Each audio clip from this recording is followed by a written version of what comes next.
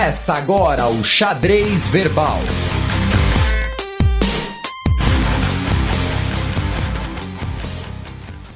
Bom crepúsculo, ouvintes da Central 3, está começando mais um xadrez quarentenal, especial coronavírus, sempre com a presença de Felipe Figueiredo, meu amigo e companheiro, e Átila Yamarino. Por sinal, eu e minha família compartilhamos a palavra de Átila Yamarino para combater a ignorância. Muito grato, muito obrigado.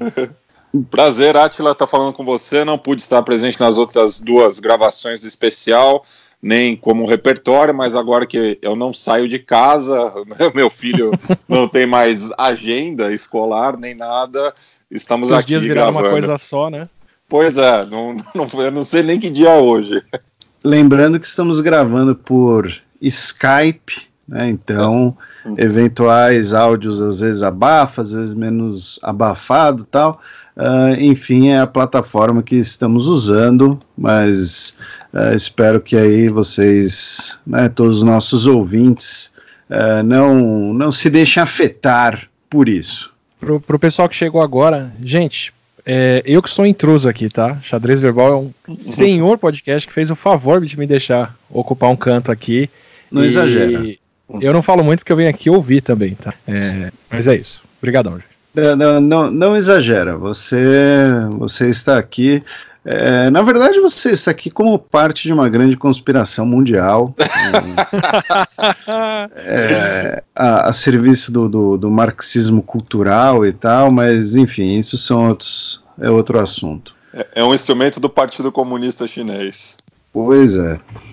Para evitar nova onda, desembarcar na China tem 3 etapas e pode levar 15 horas. Átila, explica pra gente aí o que são essas ondas, né, que agora também tá se popularizando o termo na mídia, né, primeira onda, segunda onda da pandemia e tal, então o que isso significa e qual que é a prevenção aí da China? Perfeito. Funciona assim, a pandemia depende de uma cascata de contatos e contágios para se espalhar e subir o número de casos, certo? Então ela realmente vem e vai como ondas mesmo. Você vai ter o número de casos crescendo, vai ter a onda chegando num pico de casos e diminuindo. E a ideia é justamente de isolar as pessoas, diminuir o contato social, fazer quarentena e todo tipo de medida que a gente está vendo é para diminuir o pico dessa onda. Mas você diminuir o número de pessoas que se infecta, no caso da Covid, é adiar o problema no fim das contas, porque as pessoas continuam suscetíveis a pegar ela. Então, mesmo que eu não pegue Covid hoje, no surto que a gente está passando agora, eu vou continuar o resto da minha vida, até tomar uma vacina, que alguém eventualmente produzir, tá suscetível a pegá-la. Então, mesmo que a gente diminua o número de casos possível agora, se a gente relaxa essas medidas sociais de isolamento, o vírus volta e volta a infectar pessoas. Então acontece uma segunda onda, terceira onda e por aí vai. Então mesmo em 1918, nas cidades todas que tomaram medidas de isolamento, elas pularam o grosso dos casos. Quanto mais isolado, menor foi esse pico durante o período de gripe normal, que foi no ano todo de 1918, meio do ano, mas tiveram uma segunda onda, justamente um outro surto acontecendo mais para perto de outubro. A gente pode ver coisas parecidas no mundo todo, e o que a China está tentando fazer agora é justamente não deixar entrar mais nenhum caso lá dentro, para eles não terem o surto começando mais uma vez como foi antes. E eles estão tendo uma certa dificuldade porque eles estão descobrindo que para uma parcela pequena das pessoas que são infectadas, que normalmente você não vê isso porque a parcela é pequena, mas quando não tem mais ninguém infectado, você quer tentar garantir que não tenha mais ninguém infectado, isso se torna um problema, elas ou demoram muito para manifestar sintomas e chegam a produzir o vírus lá na frente, então vai ter gente que ao invés de manifestar o vírus com 7, 10 dias, manifesta depois de 20, 30, não se sabe bem o porquê, e é raro, mas num país que está extinguindo os casos, isso começa a aparecer, e tem algumas pessoas que podem ter o vírus, diminuir muito ele no corpo, praticamente eliminar ele, testar negativo, mas depois voltar a produzir um pouco de vírus, e talvez até voltar a transmitir, o que de novo é raro, não é preocupante pra gente aqui, mas é preocupante para eles lá. Então eles pararam com os casos, pararam com a transmissão comunitária, segundo eles, mas ainda estão tendo esse problema das pessoas que estavam sem sintomas ou que estavam curadas do coronavírus produzindo vírus agora e podendo gerar novos casos. Hong Kong está passando por um problema parecido. Hong Kong e Singapura, eles fecharam, fizeram uma quarentena bem séria, diminuíram muito o número de casos, mas agora que reabriram e voltaram à atividade, o número de casos está subindo de novo, o que sugere que a gente talvez tenha que lá na frente ficar alternando entre quarentena e saída de quarentena para manter a atividade econômica, mas não deixar o número de casos subir a ponto de afogar o sistema de saúde. Ainda no continente asiático, o primeiro-ministro da Índia pede desculpas à população pobre por quarentena forçada. E, por sinal, né, falando da Índia, eu até compartilhei um vídeo no Twitter, né, dos policiais agredindo as pessoas que não estavam respeitando a quarentena. E isso é uma coisa que não está acontecendo somente na Índia, né, já vi relatos em outras partes do globo também, aqui na Argentina também, do país vizinho, e isso é um sintoma realmente que eu estava com uma certa apreensão em relação à opressão, né, policial com as pessoas que não estivessem respeitando a quarentena, mas claro, de uma forma bastante violenta, fisicamente ou psicologicamente, né, e no caso, pessoas pobres, aparentemente. Eu posso ser uma pessoa, acho que talvez está um pouco mimado, mas eu achava que ele deveria pedir mais desculpa pela varada que eles estão sentando no povo do que por ter que parar, mas... E no caso da Índia, colocando em perspectiva, foi determinada uma quarentena do país inteiro, né? E lembrando, do país inteiro por 21 dias de mais de 1 bilhão de pessoas, né? E lembrando também que o primeiro-ministro da Índia, Narendra Modi, ele é um nacionalista de direita que tem ótima relação com Trump, que fez uma grande recepção ao Bolsonaro. Então a gente sempre frisa esse caráter, às vezes múltiplo do espectro político, porque, né, não é quarentena uma política de esquerda ou, né, enfim, estão particularizando a quarentena. Então querem frear a economia. O Modi é um cara de direita e mandou mais de 1 bilhão de pessoas ficarem em casa, né? Então... E se você vê a densidade urbana, a densidade de transporte e circulação de pessoas que eles têm, acho que Mumbai tem esse problema, né? Que a cidade inteira não pode ter prédios muito altos. Então, as pessoas são distribuídas numa área muito horizontal pela cidade. E elas têm que se transportar de trem para trabalhar. E é muita gente junto naquele transporte. Se ele não fizer isso, eles vão chegar eles provavelmente vão ser o país que vai liderar em número de casos muito cedo, se não seguirem essa medida à risca. Israel anuncia novas regras de isolamento social para tentar conter coronavírus. Antes do Átila comentar, só um complemento, uma notícia dessa última madrugada, né, a gente está gravando na segunda-feira, início da tarde, o Benjamin Netanyahu ficará em observação, em isolamento por 1 semana, por suspeita de ter o coronavírus. Então, só fazendo um complemento. E uma outra discussão, mas que aí a gente pega para outro programa, quando a gente for fazer o estudo de caso, que em Israel está começando a ter uma discussão, uma polêmica, algumas queixas, porque boa parte das pessoas internadas, afetadas pelo Covid, são pessoas da comunidade ortodoxa que muitas vezes não se vacinam e que não estão fechando as escolas religiosas, né, não estão seguindo as recomendações do governo, o que tem colaborado para a doença se espalhar dentro dessa comunidade. Isso, assim, eu acredito que Israel é um bom país para a gente acompanhar, porque eles têm um tamanho e uma presença de Estado forte o suficiente para conseguir adotar medidas que são impraticáveis num país com o tamanho do nosso, né? Então, o tipo de isolamento que eles querem fazer, o grupo que eles querem expor ou não, o tipo de controle que eles querem fazer, ninguém nunca passou por uma pandemia dessas nos últimos 100 anos, e algumas saídas vai ser bom a gente ver elas sendo experimentadas primeiro, antes de pensar em adotar. E Israel pode ser um bom exemplo para isso, assim. Bom país que vai experimentar com uma série de coisas que pra gente não seria viável fazer, mas que de repente, se forem interessantes, a gente pode pensar em adotar. Bem, agora a gente deixa a Terra Santa, cruza o Mediterrâneo, chega a Santa Sé, onde o Papa Francisco rezou em frente a um crucifixo dos tempos da peste negra.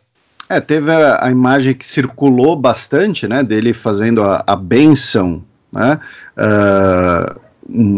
perante esse crucifixo que só saiu da igreja da Basílica de São Pedro pela segunda vez na história, né, e no caso, a Santa Sé disse que tem 6 casos dentro da cidade do Vaticano, e um desses casos é um funcionário da Secretaria de Estado que reside com perdão da residência, na residência papal, né, a Casa Santa Marta. Então, fica a pergunta para o Átila, eu sei que, né, pensando no aspecto mais biológico, o Papa Francisco, ele já, né, ele é uma pessoa, ele é um idoso, ele tem 83 anos de idade atualmente, e agora tem uma pessoa confirmada, né, na mesma residência que ele, né?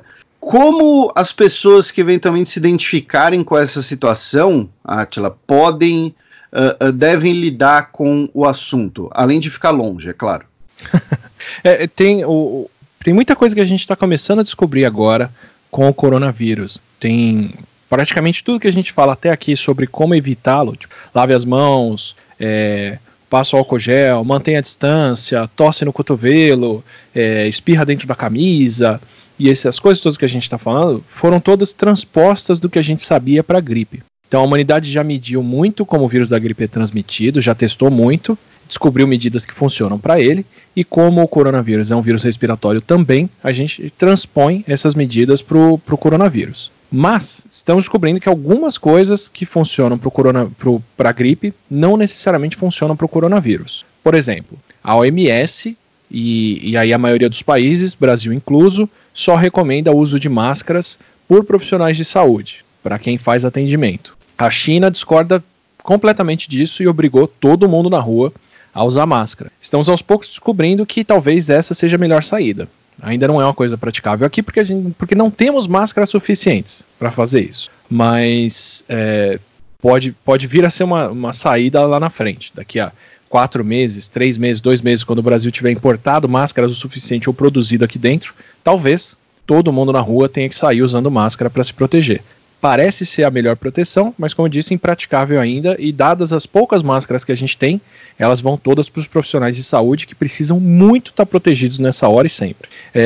Outra coisa que está se descobrindo é que o coronavírus parece que circula bem no ar e fica por um certo tempo. E isso é um problema no ambiente fechado, como uma casa com idosos. Então, já detectaram a partícula do coronavírus em ar-condicionado de hospital, por exemplo. Por isso a prática de fazer hospitais específicos para tratar quem está com Covid e não misturar pacientes com Covid com pacientes gerais. É o que está acontecendo aqui no Brasil. Pelo menos São Paulo teve um bom remanejo de pacientes já e tem os hospitais de campanha que são só para pessoas com Covid, e é o que a China fez, é o que vários lugares estão fazendo. E porque justamente num ambiente fechado, com uma recirculação do mesmo ar, as partículas do vírus podem ficar no ar e podem ir parar longe, sim. Então, se a residência de Santa Marta tiver ar-condicionado, isso é uma preocupação séria para eles. Para quem está com pessoas em casa, a ideia é manter essa pessoa num ambiente fechado, isolado, sem contato com o exterior, e para todos os lugares, deixe janelas abertas, deixe o ar circular, porque o vento pelo menos espalha essas partículas, dilui elas, espalha elas para fora. O problema é recircular o ar no ambiente fechado, como trabalho, como congregações, como transporte público lotado e como uma residência com ar-condicionado. Bem, agora a gente sai do Vaticano, mas continua na Europa, indo de leste a oeste, começando pela Rússia, onde o Putin adiou a votação sobre a reforma constitucional que permitiria a sua perpetuação no poder. Você colocou isso em risco? Pois é. E acaba sendo mais um exemplo, né, das várias eleições que estão sendo adiadas pelo mundo.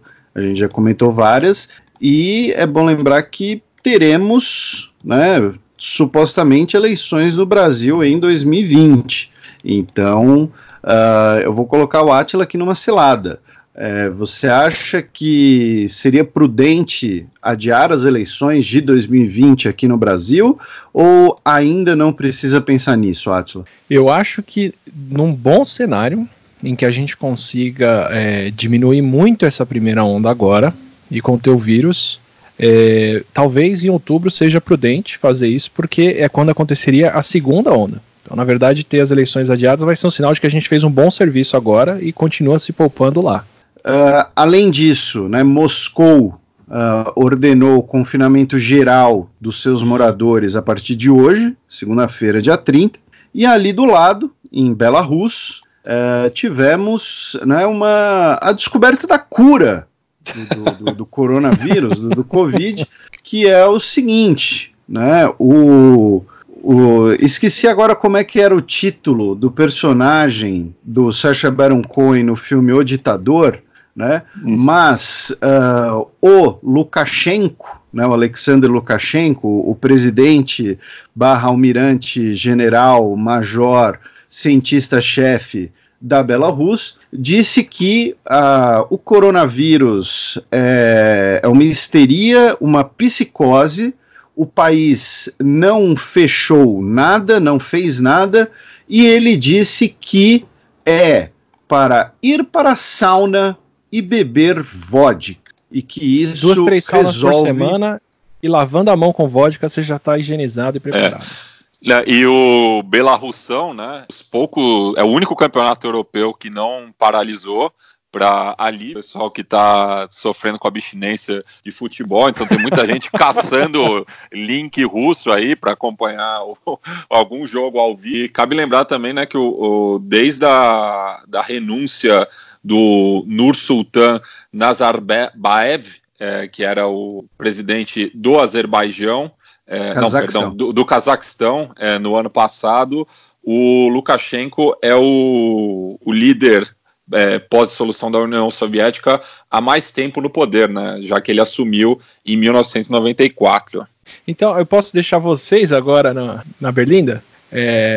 Os senhores acham justo não parar nada para poder ter futebol? Não, eu não. Não, também não. Para geral. Eu tô tendo um treco, mas pode parar. Eu tô vendo muito VT antigo de jogo. A questão aqui é que não parou porque sauna e vodka resolvem. E você tentou colocar a gente na Berlina para fugir do fato de que, comente, vodka e sauna resolvem. Sauna adianta de alguma coisa nessas situações? Porque sempre tem esse mito, né? Em vários lugares. É um lugar confinado, que o ar é bastante compartilhado entre as pessoas dentro. Eu acho que é um ótimo lugar mesmo, em frente a uma pandemia, você ficar com outras pessoas nesse espaço. Pode ser o caso que o ar quente de uma sauna destrua o vírus. Eu não ia achar estranho que ele não dure numa temperatura ambiente de 40, 50, 60 graus Celsius, porque não é a condição em que o vírus se espalha normalmente. Se eles toparem fazer um domo em cima do país todo e manter o país inteiro nessa temperatura, isso talvez proteja um pouco eles da circulação. Então, boa notícia para os nossos ouvintes de Bangu, né? Isso. Mas assim, eu vou aproveitar para falar desse. Eu vou fechar a Bielorrússia e aí eu vou para esse fator ambiental que pode ser importante. Mas vodka não resolve, a não ser que eles estejam usando absinto com concentração de álcool de 70%, porque aí funciona maravilhosamente bem. A ideia é que o álcool tem que estar concentrado o suficiente para destruir o vírus, mas ainda diluído o suficiente para não evaporar todo. Então a concentração de 70 é a ideal. Mais de 60 já resolve, menos de 80 é melhor porque não evapora tão cedo. Então absinto está ali na faixa perfeita. Se essa fosse a bebida nacional, eles poderiam lavar as mãos com isso, sim, e esterilizar superfícies com absinto. Não recomendo. Tem outros tipos de álcool mais baratos. E acho que o vírus também não gosta de anis, como eu, então deve funcionar bem. Tomar vodka, boa sorte, deve ajudar com alguma coisa depois para você não ver o que está acontecendo. E eu acho que, assim, por bem ou por mal, a Bielorrússia vai servir de exemplo. Como eu disse, a gente nunca passou por isso, cada país está tomando as medidas que acha cabível. Eu não acho essa medida nada cabível, mas a gente vai ter uma placa de Petri de cultivo de vírus para mostrar para o mundo o que acontece com quem adia o problema e não para. O que eu acho mais provável é que aconteça o que aconteceu na Itália, o que aconteceu na Espanha, em outros lugares que tentam adiar o inevitável e acabam tendo que parar quando o surto estoura de vez. Mas se eles não pararem por nada, a gente vai ter o exemplo do que poderia ter acontecido aqui se a gente tivesse seguido pela mesma linha ou com qualquer outro país. E parafraseando Mayakovsky aqui, é preferível morrer de vodka do que morrer de... Agora, sobre o ambiente, tem esse fator. Parece, por tudo que se levantou até agora, que o coronavírus se espalha mal em ambientes mais quentes. Não quer dizer que ele não se espalha, não é uma garantia, não é alguma coisa com o qual a gente pode contar para não tomar medidas aqui. Mas talvez seja um alento nos lugares mais quentes do Brasil. Bem, ainda no leste europeu, sem nenhuma morte, a Eslováquia começa a reabrir as lojas. No caso da Eslováquia, Átila, eu acho que o interessante da gente focar, uma matéria da Ana Estela de Souza Pinto, que a Eslováquia ela foi um dos primeiros países que tomou medidas mais drásticas.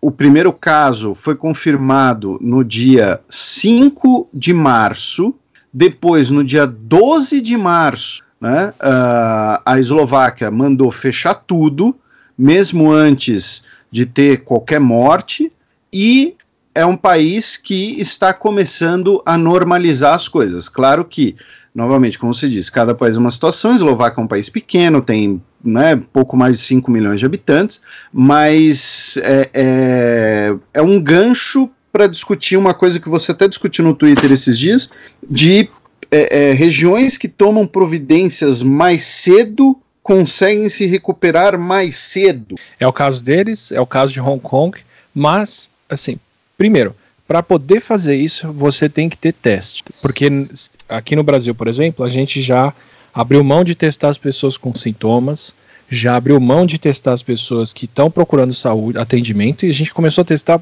praticamente só as pessoas que estão com casos muito graves, ou que já estão internados, ou que já morreram. A gente não tem teste suficiente nem para testar quem já morreu, para saber se todo mundo que morreu de Covid ou não. Então, quando você está testando esse grupo de pessoas, e teoricamente essa é a semana em que chegam milhões de testes no Brasil e que a gente sai dessa situação, você está andando às escuras, você não sabe o que está na sua frente, você não sabe quantos casos estão acontecendo, você no máximo consegue reconstruir uma fração das pessoas que foram infectadas há 2 semanas, 3 semanas atrás, porque é o tempo que leva para elas desenvolverem complicações e chegar num estado grave. Fazendo isso, você não tem como pensar em fazer nada de abrir, liberar as pessoas, ou fazer, porque você não controla a situação, você não só não controla, como você não sabe qual é a situação. Num lugar que fechou cedo, menos pessoas contraem a Covid, então tem menos gente para testar.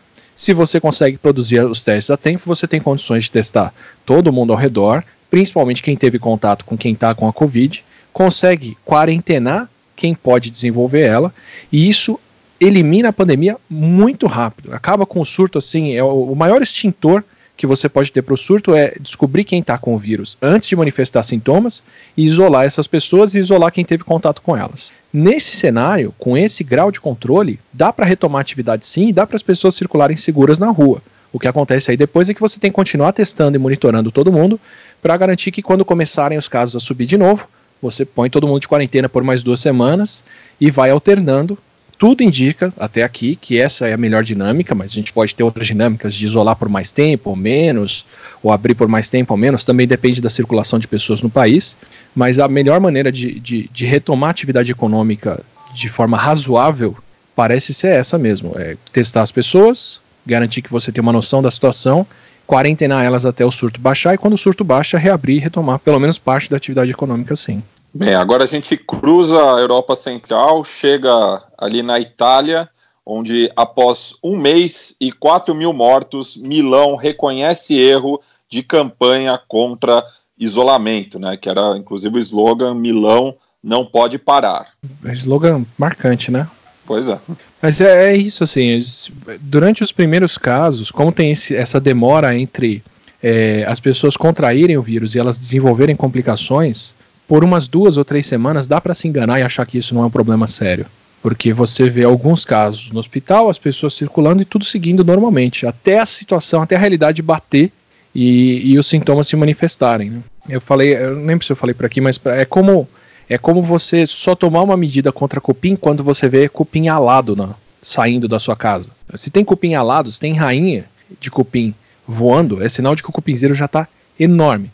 Você tomar uma medida quando o hospital começou a encher de gente, ou quando o hospital já está cheio, é isso, tomar medida muito mais tarde do que acontece. E aí acontece o que aconteceu com Milão e com os outros lugares, né? Os casos se empilham bem rapidamente em seguida e você percebe o erro quando já tomou medidas que favoreceram ele acontecer.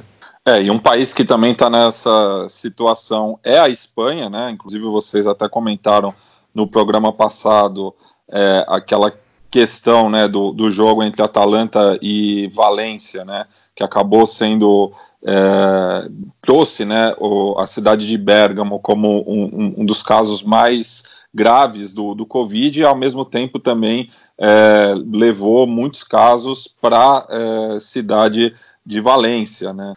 Então a Espanha no momento ela interrompeu, né, todas as atividades não essenciais para combater justamente a pandemia. Eles vão entrar em hibernação, né?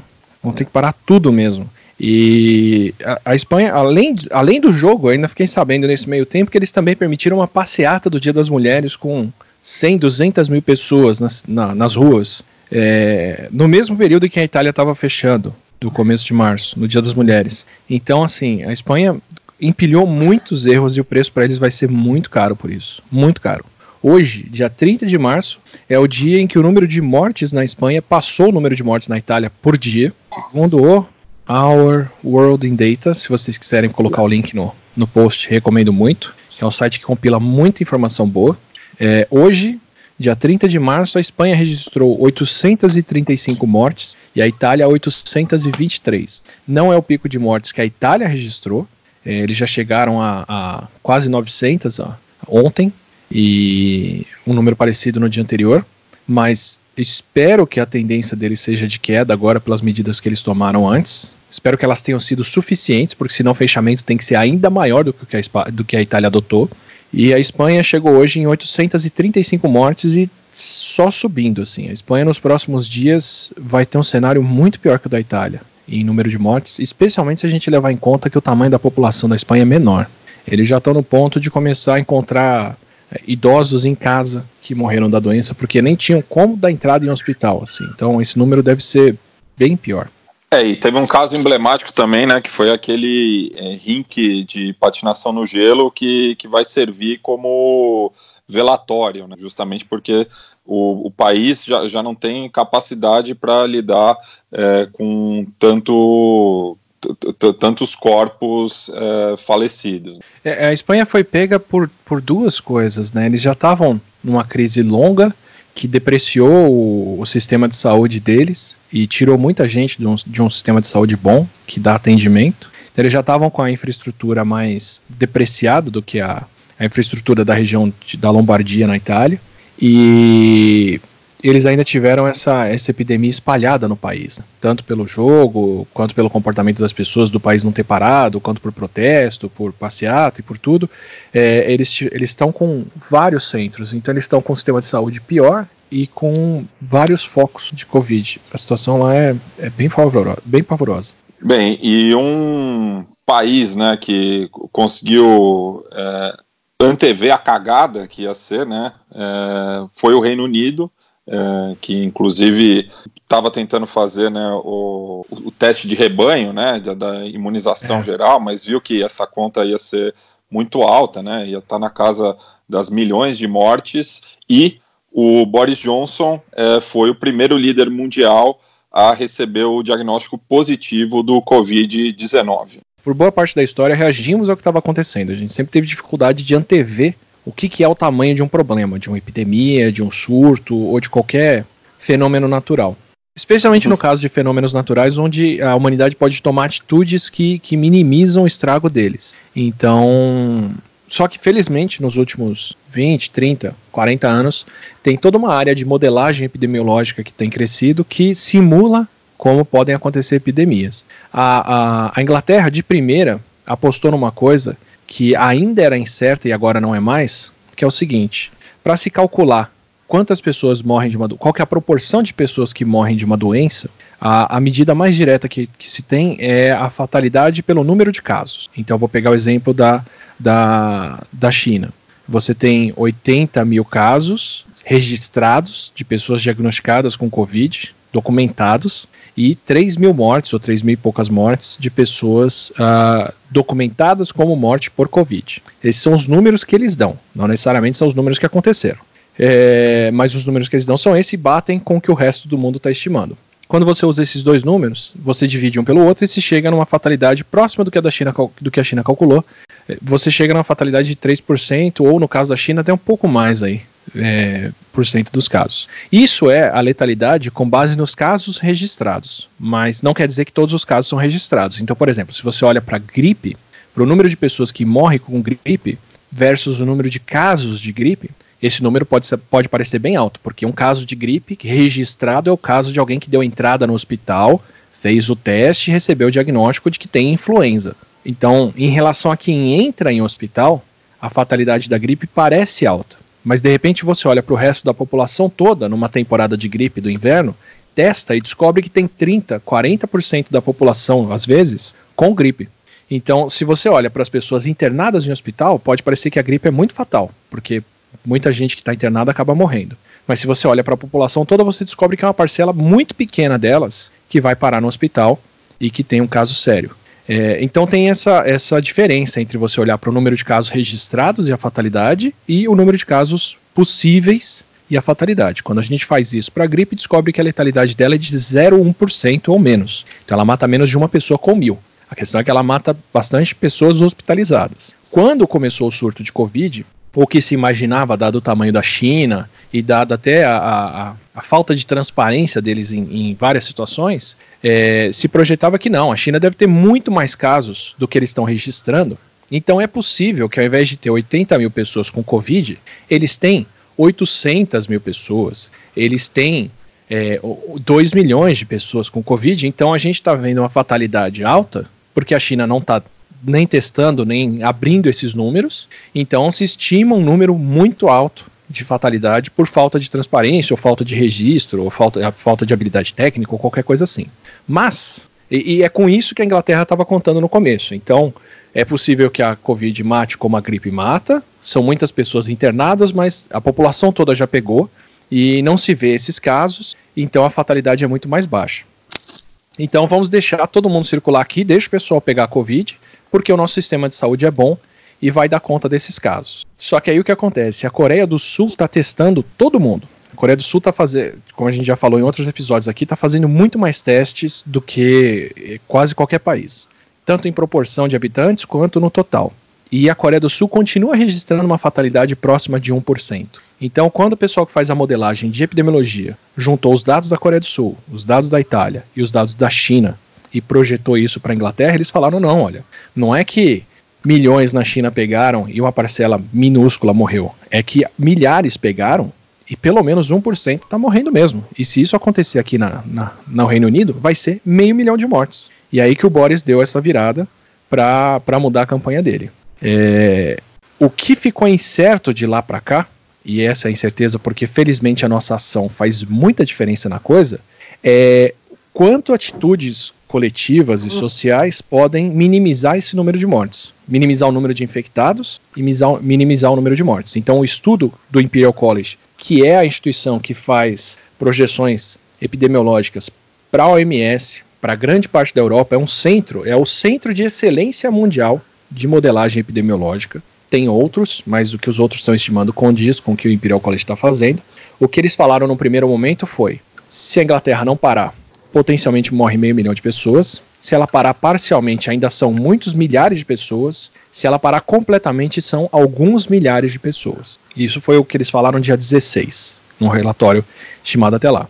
mas apontaram uma série de falhas no modelo que eles estavam usando, não levaram em consideração a possibilidade de as pessoas diminuírem contato, de alguns tipos de circulação não acontecerem, de isolamento e quarentena de quem foi testado, e quando eles incluíram isso, eles viram que o meio do caminho é melhor, assim, que a supressão total só tem alguns milhares de casos, não fazer nada continua tendo a possibilidade de 500 mil mortos, mas você tem atitudes no meio que podem reduzir muito esse número de casos, então talvez o país não precisasse ir direto para a supressão, mas pudesse tomar as medidas que estava tomando, e isso já seria uma boa saída. É com isso que a Inglaterra está contando, e por isso que eles estão conseguindo controlar um pouco mais, apesar do Boris ter pego o vírus, e é com isso que que os Estados Unidos está contando agora, segundo o pronunciamento do Trump ontem, já adiantando o país, que falou que se os Estados Unidos não fizessem nada, eles teriam 2,2 milhões de mortes, que é a mesma projeção que o Imperial College já tinha feito para eles, mas essa, pelo visto, foi feita pelos próprios centros de estudo americanos, e é o tipo de projeção que a gente pode transpor aqui para o Brasil, confirmado por mais de um centro, sem muita preocupação.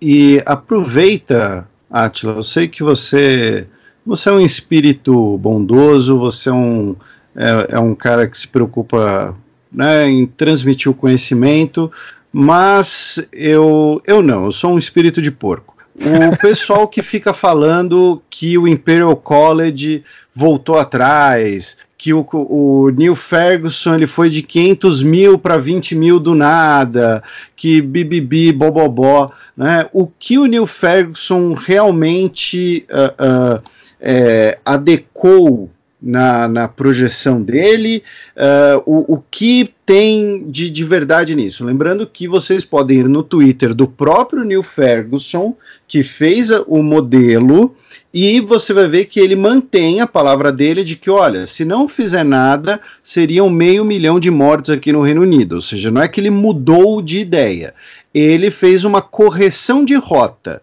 Explica pra gente o que rolou. Tem várias partes. Primeiro, é normal, é uma estimativa, é uma projeção, e é normal a projeção sofrer correções ao longo do tempo. Essa é a ideia, inclusive, de se fazer uma projeção. É você fazer uma estimativa com base no que você sabe, e à medida em que você sabe mais, você acerta essa projeção.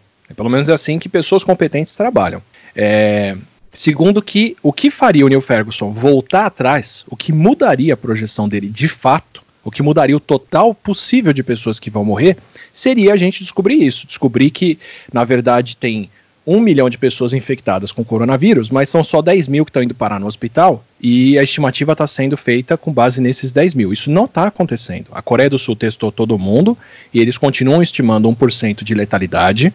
A Islândia, e eu coloquei a Islândia aqui, a gente vai falar deles, mas já adiantando. A Islândia é um país de 300 mil pessoas, tem um recurso enorme, e virou e falou, quem quiser testar vai ser testado.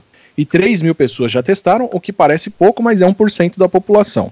Dessas 3 mil, 216 testaram positivo para Covid, metade já estava com sintomas. Então, o que eles mostram? Se você tivesse um cenário como a gripe, onde muita gente pega, pouca gente manifesta sintomas, você teria 98% das pessoas sem sintomas. No caso da Covid, eles testaram e 50% das pessoas têm sintomas. Isso quer dizer que do outro grupo, tem uma parte que ainda não manifestou, mas vai manifestar, e tem uma parte que nunca vai manifestar, que coincide com a estimativa da Coreia, que coincide com a estimativa de Wuhan, que coincide com a estimativa do Japão para o navio Princess Diamond, que eles testaram todo mundo, de que 30% das pessoas, mais ou menos, nunca desenvolve sintomas, mas quando você pega qualquer população para examinar, ainda tem uma faixa de pessoas que vai ter sintomas, mas ainda não teve. Então, tudo isso serve para dizer que a letalidade que a gente está estimando do coronavírus é bem certa agora, ou é o mais próximo de certo que a gente pode ter nesse período, o que é uma estimativa inédita da humanidade. Nunca se testou tanta gente e se olhou tão perto para um vírus como a gente está olhando agora. Então, assim, é um número muito sólido. Continua sendo uma fatalidade de, no mínimo, 1%, ou em torno disso, levando em conta que a mais baixa é estimada para a Alemanha e para a Coreia do Sul, que são países que têm um sistema de saúde fantástico, fenomenal, ainda muito disponível para as pessoas, porque não está saturado, e o vírus está circulando entre os mais novos, porque são os primeiros a pegar, porque é quem circula mais na sociedade. Então, no melhor cenário, que é ter um sistema de saúde de ponta, o melhor sistema de saúde do mundo, plenamente disponível para tratar todo mundo, e são mais jovens infectados, a fatalidade do vírus é por volta de 1%. Então, transpondo isso para condições realistas, onde você tem um sistema de saúde médio, saturadíssimo, e as pessoas sem poder serem atendidas, isso pode subir para 2, 3, 4, 5%.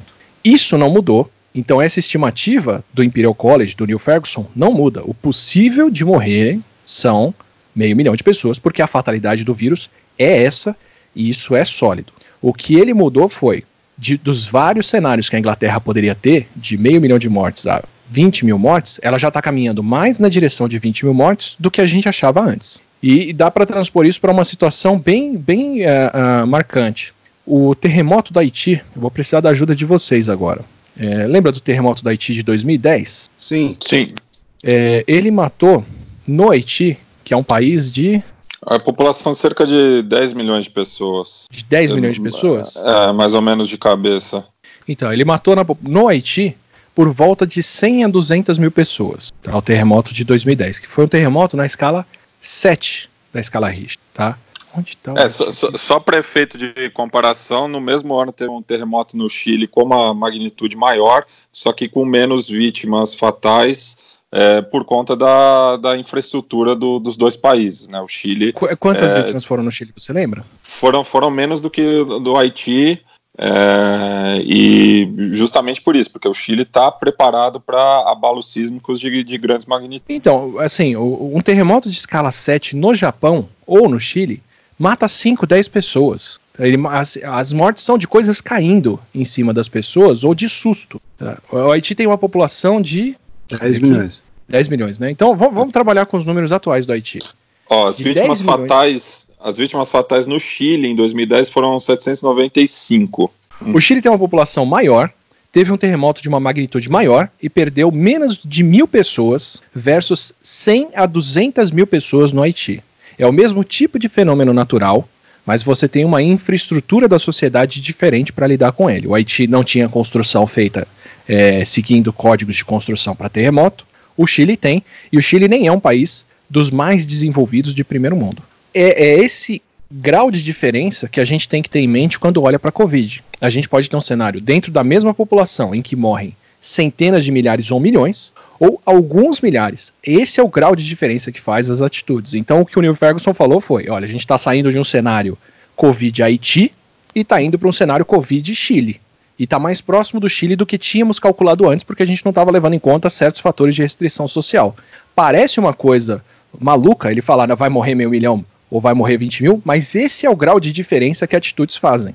É contraintuitivo assim. Então pegue o exemplo do terremoto do Chile e da Haiti, seja feliz com eles e fique inconformado como que morrem 1.000 no Chile, como que morre 200 mil no Haiti, o 2% da população versus 0,00001% da população, com base em a infraestrutura que temos construída para lidar com o problema.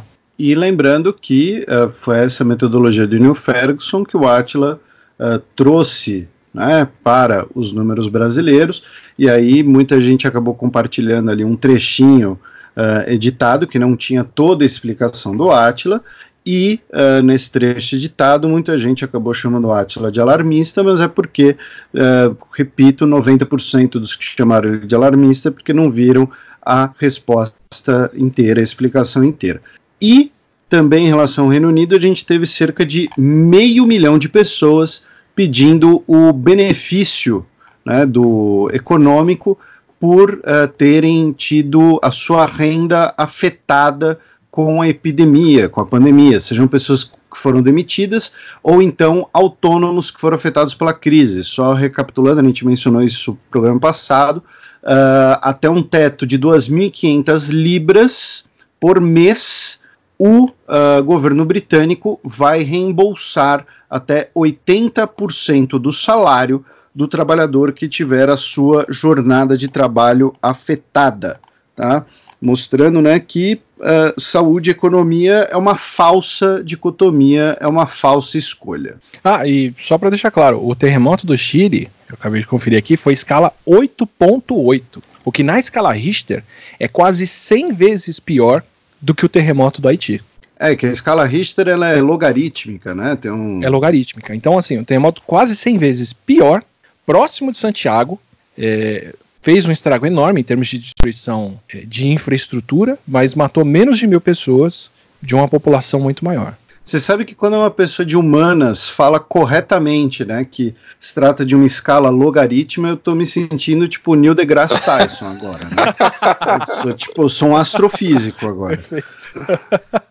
Não, mas é exatamente isso. Ela multiplica por 10 para cada ponto. Então, né, escala 7 na escala é de um tamanho, 8 é 10 vezes maior, 9 é 10 vezes maior do que o 8. Então, 10 vezes 10, 100. Então, quase 100 vezes maior por ser 8.8. Bem, e ainda no Reino Unido tivemos o relato, né, de uma senhora que sobreviveu à gripe espanhola e acabou falecendo por conta do Covid. Ela faleceu, a Hilda Churchill, aos 108 anos, né? Enfim, teve aí uma vida plena, nasceu em 1911, a matéria do Guardian aqui destaca até que ela nasceu antes mesmo do Titanic, né?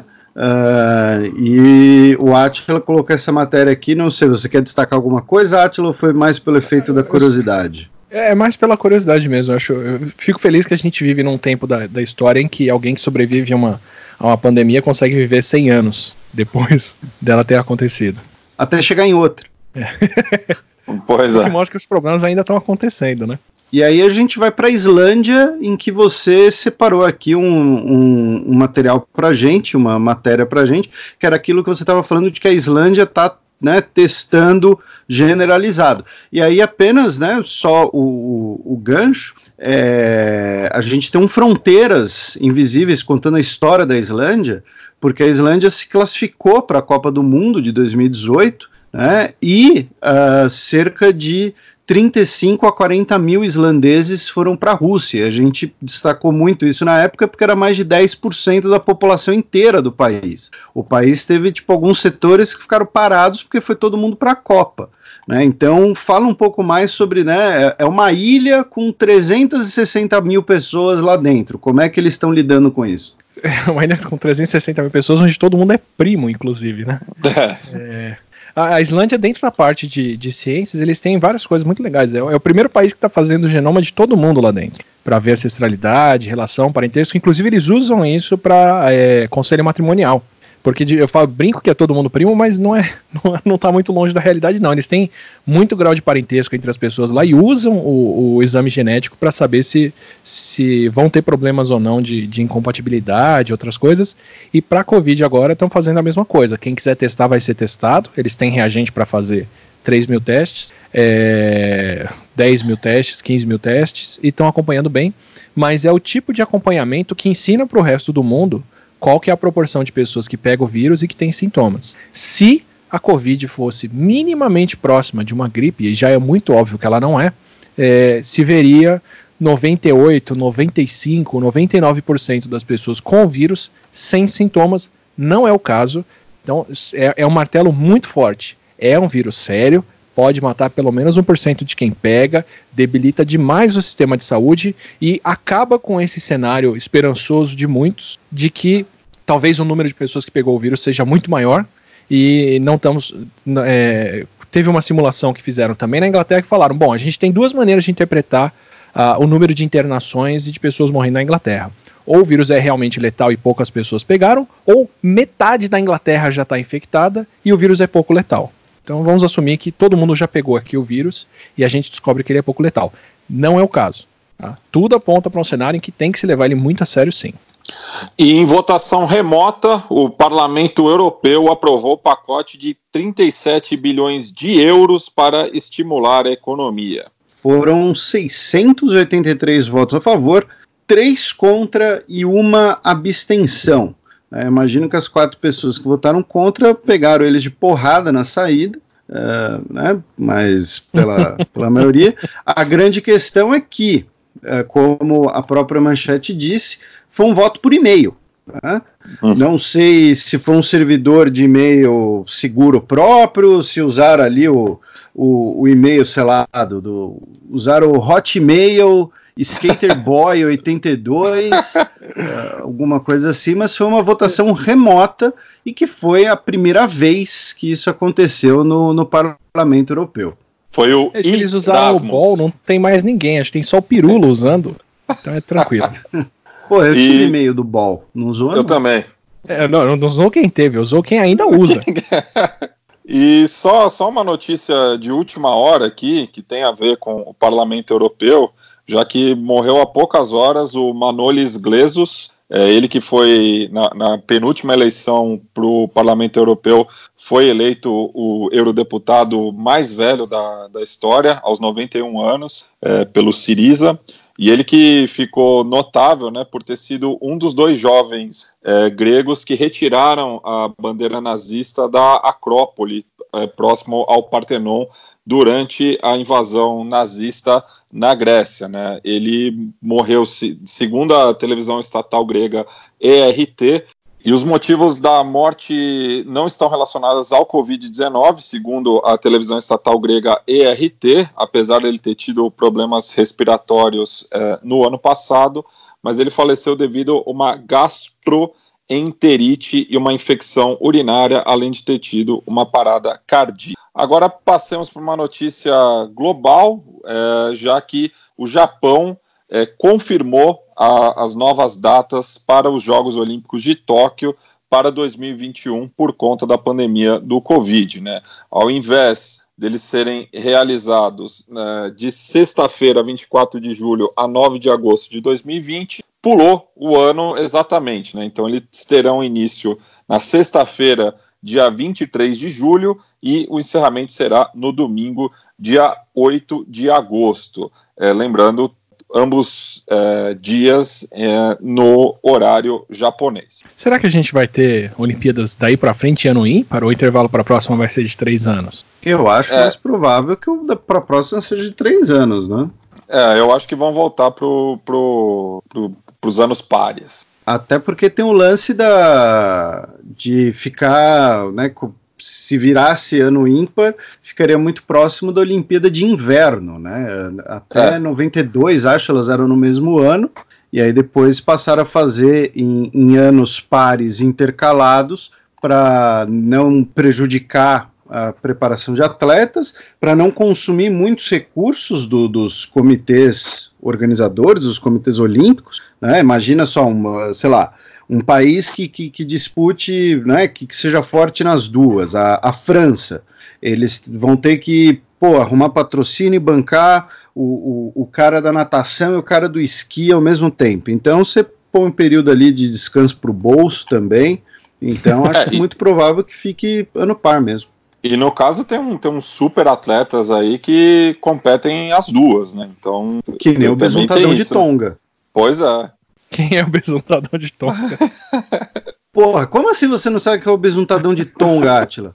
Eu entendo você não ser muito fã de esporte, mas estamos falando de uma celebridade mundial. O cara ele que em 2016, ele Rio de Janeiro, os limites do esporte. Exatamente, ele carregou a bandeira de seu país usando apenas ali uma roupa tradicional ali, feita de vime e com o corpo completamente besuntado. E repetiu a dose na Olimpíada de Inverno, sem camisa. Então, pois assim, o Pita Taufafua, que é atleta do Taekwondo, né, nos Jogos Olímpicos de Verão, e nos Jogos Olímpicos de Inverno do esqui cross country. Eu não sei aonde que tem, né, em Tonga, mas...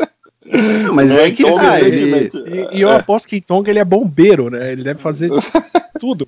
Ele foi pro esqui cross country porque imagina a eliminatória de esqui cross country na Oceania. É tipo a primeira parte do Jamaica abaixo de zero, sabe? Quando eles estão ali. Se bem que tem a Nova Zelândia, né? Tem a Nova Zelândia. É isso que eu ia falar. Acho que no máximo em algum pico da Nova Zelândia dá pra fazer isso, né? Será que tem outro lugar com neve na Oceania? Não imagino. Eu acho que não. Mas de qualquer jeito, a Olimpíada de Tóquio foi adiada. E aí eu direcionarei o meu espírito de porco agora ao Átila, que é o seguinte: existe o boato, a especulação de que os casos japoneses, depois que a Olimpíada foi adiada, cresceram bastante. Ou seja, que possivelmente o Japão estava subnotificando ou então tentando manter na moita os números para ver o que faria em relação à Olimpíada. O que isso tem de verdade, o que isso tem de boato de teoria da conspiração, ou foi apenas uma coincidência? Enfim, explica aí pra gente. Fui tapeado. Eu estava incluindo o Japão entre os países que estão testando muita gente, não tá.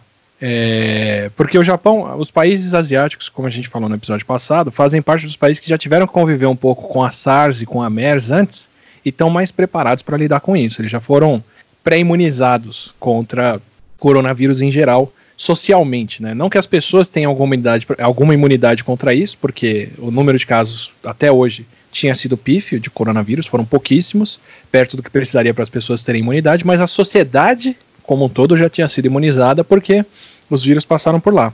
Mas os números todos que estão saindo do Japão indicam que eles não estavam testando mesmo as pessoas. Então, a gente deve ver um aumento do número de casos agora, porque começaram a testar, porque agora podem falar o que está acontecendo, e é especialmente preocupante lá pela população idosa que eles têm, né? O Japão agora deve entrar no hall de países que o número de casos está crescendo. Se entrar é porque eles realmente estavam maquiando os dados. Inclusive, quando a gente for falar do Irã mais tarde, eu vou mostrar algumas coisas que dá para estimar para se saber se um país estava escondendo casos ou não. Bem, agora a gente cruza o Pacífico, chega à América do Norte, já que o Trump invocou uma lei que remonta da Guerra da Coreia para obrigar a General Motors a fabricar respiradores. É uma lei chamada Lei de Produção de Defesa e entra, né, na retórica, não é nem mais uma retórica, né, acaba sendo algo na prática, né, de que o governo estaria em guerra, né, contra essa epidemia, e o que essa lei vai fazer é o seguinte: a General Motors ela vai ter que aceitar, cumprir e priorizar contratos federais para produzir os respiradores. Tá? O Trump disse que as negociações entre o governo e a empresa foram produtivas, mas a nossa luta é urgente demais e que a GM estava perdendo tempo. E aí entra, eu vou, antes de passar a bola para o Átila, né, para ele comentar toda essa situação, comentar essa questão de quantidades, de uma guerra contra o vírus. Em relação ao Brasil, a economista Mônica De Bolle, né, eu nunca sei direito como é que pronuncia o nome dela, peço desculpas, inclusive para ela, né, já eu que esse material... que seja De Bolle, mas eu nunca vi. Então, acredito que esse material, inclusive, vai chegar a ela em algum momento, então já peço desculpas antecipadas, mas ela fez um texto, ela tweetou e depois fez um texto, uma coluna propriamente dita, defendendo a reconversão industrial, que ela disse que isso permitiria manter os empregos, impedir a paralisia de fábricas e, ao mesmo tempo, fornecer equipamentos médicos, ventiladores para o sistema de saúde, né? Então, para quem quiser procurar, ela usa o termo reconversão industrial. Tá? Então, agora é com você, Átila. Me parece bem interessante. Eu acho que nos Estados Unidos, em particular, essa história da GM, isso daí parece um acordo feito para todo mundo sair bem na fita. Porque eles já sabiam do problema desde muito antes. A gente falou já dos senadores que foram pegos vendendo ações depois de reunião estratégica. Então, pelo menos desde o começo de fevereiro, eles já sabiam que a situação seria essa, já podiam ter começado a produção de equipamento lá atrás. Estão fazendo isso agora para mostrar serviço. É essencial. Estão tomando as medidas certas. Eu só quero dizer que podiam ter tomado elas muito antes. A GM, qual que é o problema dos respiradores? O grande problema da Covid é que o vírus inflama o pulmão. Ele praticamente fica contido no pulmão, mas ele inflama o pulmão. O líquido que normalmente o corpo produz, que faz o pé ficar inchado, que faz a mão ficar inchada numa inflamação, no pulmão joga essa água para dentro do pulmão e com água dentro do pulmão a gente não consegue respirar. Então, o problema da Covid hospitalizar as pessoas, causar falta de ar, e precisar de oxigênio, precisar de respirador é esse. É porque ela enche o pulmão de sangue e de água e a pessoa não consegue mais respirar. Uma das saídas no começo é entubar a pessoa com oxigênio, colocar o inaladorzinho ali, ou a sonda para respirar, e a longo prazo, se a situação se complica, a pessoa tem que ir para o respirador mecânico, que é uma máquina que vai comprimir e expandir, fazendo o seu pulmão trabalhar. É uma máquina delicada, isso tem que ser feito com muito cuidado para não estourar o pulmão por dentro se a pressão for muito alta. Por isso que é um aparelho difícil, delicado de fazer, e por isso que os médicos têm muita reticência com os tipos de respiradores adaptados que estão se construindo agora, mas numa emergência qualquer coisa vai. Sempre foram um dos limitantes para a resposta médica para qualquer problema. Então, por exemplo, as Ilhas Canário, a Polinésia Francesa teve problema com a Zika, porque em casos minoritários de Zika, a pessoa pode ter uma paralisia dos músculos, que é a síndrome de Guillain-Barré, e ele só tem 7 respiradores na ilha, e como a ilha inteira teve Zika, acho que 11 pessoas precisavam de respirador e algumas ficaram sem. No caso da Covid agora, a escala é insanamente maior do que isso. Então, uma das coisas que mais limitam o número de pessoas que podem ser atendidas é justamente quantos respiradores o país tem. Correr para produzir esses respiradores é essencial para lidar com o problema. A GM e a Ford se juntaram, porque eles fazem ar-condicionado para carro, equipamento para bombear ar para dentro dos carros, e trabalham com equipamentos parecidos com isso, e começaram a produzir. A Tesla já fez não sei quantos mil respiradores junto com a SpaceX e estão dando isso para o sistema médico. Então, assim, as montadoras já se mobilizaram para fazer isso. A Tesla, eu acredito que começou primeiro, eles viram que isso dava uma imagem muito boa, aí juntou 3M, Ford e GM para fazer essa produção. Então a GM já estava produzindo esses respiradores. Com o Trump assinando essa lei, o que ele faz ele sai bem mostrando que é ele que está invocando isso para a GM produzir, para a GM tanto faz, e a GM vai ser paga, provavelmente indenizada, né? Vai ter a despesa coberta para produzir esses respiradores pelo governo. Então a GM consegue dinheiro para algo que eles já iam fazer prontamente e projeção, e o governo consegue assumir o protagonismo do negócio que a montadora já ia fazer por conta. Mas eu acho fundamental tomar esse tipo de medida agora, não só para produzir respirador, mas para produzir equipamento de proteção individual, máscara, visor de acrílico para profissionais de saúde, álcool gel, desinfetante, máscaras para a população em geral, porque, como a gente falou das ondas desde o começo do episódio, mesmo se conseguirmos conter a Covid agora e diminuir ao máximo o número de pessoas que precisam de internação, até ter uma vacina, o vírus não vai embora. Então, quando eu falo que a humanidade mudou esse ano, e que o mundo que a gente conhecia não existe mais, é por causa disso, porque no mundo novo em que a gente vai viver, pelo próximo ano pelo menos, ou até ter uma vacina, vai ser um mundo com menos contato entre as pessoas e onde idealmente todo mundo estaria usando proteção individual como máscaras, como a China está fazendo, Singapura está fazendo, Hong Kong está fazendo, outros lugares estão fazendo.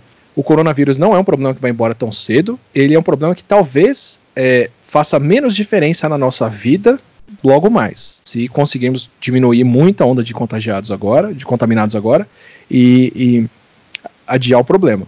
Mas ele vai continuar presente por pelo menos 1, 2, 3 anos até termos uma vacina que pode ser distribuída mundialmente. Até lá, a demanda de produção de máscara, roupão de proteção para profissionais da saúde, visor, luva e qualquer coisa vai ser enorme. A demanda disso é insana. Converter agora as fábricas que estão paradas, porque não existe mais demanda das pessoas para outras coisas, para esse tipo de produção, me soa uma ideia cada vez mais interessante. Eu não tinha visto ela falando disso, não tinha pensado nisso, mas encaixa muito, muito, muito com o cenário dos próximos anos, com certeza.